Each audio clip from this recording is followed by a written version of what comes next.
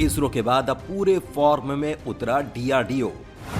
DRDO ने निकाले बेहद सीक्रेट ऐसे 3 हथियार जिनकी रेंज, ताकत और तकनीक ने मचाया भूचाल। ऐसे हथियार आए सामने जो युद्ध के मैदान में रच देंगे इतिहास। ऐसी तकनीक से हथियार बनाने वाला भारत बनेगा पहला देश।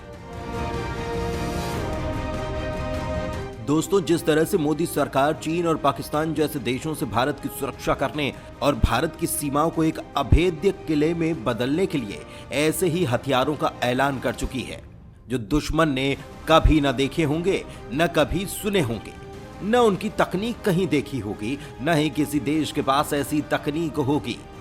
अब ऐसे हथियारों को सीमाओं पर उतारने का वक्त आ चुका है। जी हां, भारत अब दोनों पड़ोसियों को सुपर सरप्राइज देने का मूड बना चुका है। भारत की तकनीक का दुनिया पहले से लोहा मान चुकी है। भारत के बनाए हथियार खरीदने वो देश भी आगे आने लगे हैं जो खुद को टॉप वेपन एक्सपोर्ट और मैन्युफैक्चरर बताते हैं, जैसे कि अमेरिका, फ्रांस और तो और खुद रूस भी भारत से ब्रह्मोस मिसाइल खरीदने के लिए कह चुका है ताकि वो उनका इस्तेमाल यूक्रेन के खिलाफ कर सके। भारत की इसी ताकत से चीन भी परेशान है और अब उसकी परेशानी बढ़ने वाली है क्योंकि भारत उन हथियारों को ऑलमोस्ट तैयार कर चुका है जो अजेय है, जिसकी काट खुद भारत के पास भी नहीं। तो वीडियो को पूरा जरूर देखिएगा और जो भी आपकी अपनी राय है उससे कमेंट के माध्यम से हमें बताना बिल्कुल मत भूलिएगा। भारत का वो सबसे बड़ा प्रोजेक्ट जिसकी एक फोटो ने हिला दी दुनिया। दोस्तों, जब भी भारत के किसी हथियार को लेकर बड़ा खुलासा होता है तो ये सुर्खियों में आ जाता है। ऐसा ही हुआ भारत के अहम प्रोजेक्ट वेदा के साथ।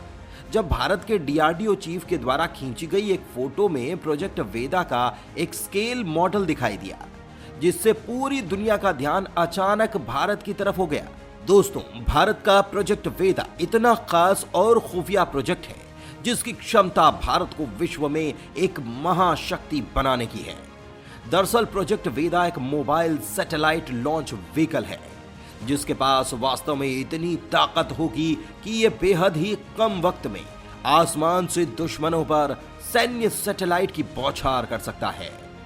यानी अगर भारत चाहे तो महज कुछ घंटों में अंतरिक्ष में कई भारतीय सैन्य सैटेलाइट भेज सकता है, जिसका इस्तेमाल कई अलग अलग सैन्य ऑपरेशंस में किया जा सकता है।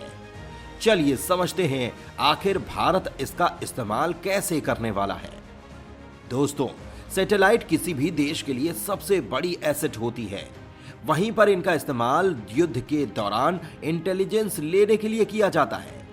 केवल युद्ध के समय नहीं बल्कि सामान्य समय में भी सैटेलाइट बेहद बेहतर जानकारी किसी भी देश को प्रदान करते हैं।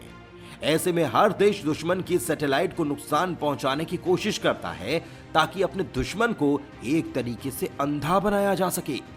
और आप इन दिनों देख ही रहे होंगे कि किस तरह से चीन भारत की मिसाइलों को हिट करने के लिए लगातार प्रयास कर रहा है।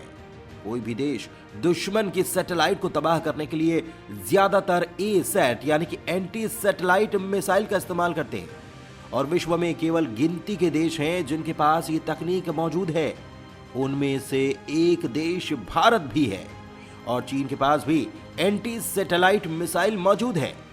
यानी कि देखा जाए तो युद्ध के दौरान चीन भारत के सैटेलाइट पर एक के बाद एक हमले कर सकता है ताकि भारत को इंटेलिजेंस लेने से रोका जा सके। लेकिन क्योंकि भारत अब इस बात को समझ चुका है, इसीलिए भारत ने पहले से ही तैयार कर ली है एक ऐसी तकनीक कि अगर युद्ध के दौरान चीन भारत के सैटेलाइट पर हमला करता है तो हम भी ये मानकर चलते हैं कि भारत के सारे सैटेलाइट चीन अपने सैटेलाइट मिसाइल से गिरा सकता है। वहीं पर तो भारत का प्रोजेक्ट वेदा अपनी असली क्षमता दिखाएगा। वेदा कुछ ही मिनटों में LEO यानी कि लो अर्थ ऑर्बिट में सैटेलाइट्स को भेजने की क्षमता रखता है। यानी कि युद्ध के दौरान अगर भारत के सारे मिलिट्री सैटेलाइट्स खत्म हो जाते हैं तो भी भारत महज कुछ घंटों में ही अपने सैटेलाइट्स का एक नया जखीरा अंतरिक्ष में खड़ा कर देगा, जहां से दुश्मनों पर सैन्य मिसाइलों की बौछार शुरू हो जाएगी। दोस्तों, दरअसल वेदा अग्नि 4 मिसाइल के रॉकेट की तरह ही बनाया गया है, यानी कि इसे अग्नि 4 मिसाइल की तर्ज पर ही विकसित किया गया। इसकी मारक क्षमता 3,500 किलोमीटर की है। वेदा दरअसल मोबाइल पैटर्न पर होने वाला है, यानी कि यह हमेशा ऑपरेशन के लिए तैयार रखा जाएगा। इसके साथ साथ वेदा का रॉकेट केवल सैटेलाइट को अंतरिक्ष में छोड़ने ही नहीं, बल्कि और भी कई अलग अलग तरीके के कार्य करने में सक्षम है। यह अंतरिक्ष में टारगेट का इंटरसेप्शन और हार्ड किल से टारगेट को तबाह करने में भी सक्षम है। यानी कि वेदा एक ऐसा रॉकेट होने वाला है जो कि बस अंतरिक्ष में ढेरों सैटेलाइट्स को कुछ ही घंटों में लॉन्च करने की क्षमता रखेगा, बल्कि दुश्मन के सैटेलाइट्स को तबाह करने की काबिलियत रखेगा। यानी कि यह काफी वर्सेटाइल सिस्टम होने वाला है। यानी चीन भारत को लेकर चाहे लाख कोशिश कर ले, चाहे कितने भी खतरनाक हथियार तैयार कर ले, सच्चाई तो यह है कि भारत जिन हथियारों को अपनी तकनीक से तैयार कर रहा है, वो एक हथियार ही चीन के अधिकतर हथियारों पर भारी पड़ेगा। भारत के सीक्रेट प्रोजेक्ट वेदा के लिए वीडियो पर एक लाइक तो बनता है।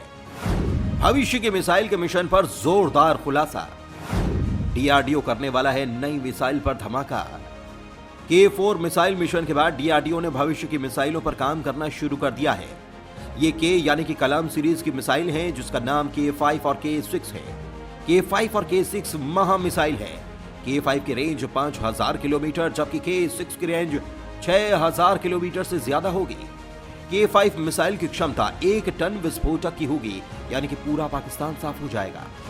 K6 सॉलिड फ्यूल MIRV सक्षम मिसाइल होगी, जिसका मतलब होगा एक मिसाइल फायर होगी जो कई मिसाइलों में तब्दील हो जाएगी। K6 की क्षमता 2 से 3 टन विस्फोटक ले जाने की होगी। इसके साथ ही भारत 5,000 से 8,000 किलोमीटर की मारक क्षमता वाली K4 मार्क II मिसाइल के निर्माण पर भी काम कर रहा है। डीआरडीओ उतारने वाला है ऐसा हाइब्रिड टैंक जिसकी ताकत और तकनीक ने मचा दिया भूचाल। दोस्तों, आपने देखा होगा यूक्रेन पर हमले में रूसी टैंक कारगर साबित नहीं हो रहे, इसीलिए भारत चौकन्ना हो गया है, क्योंकि हमारे पास भी वही रूसी टैंक है।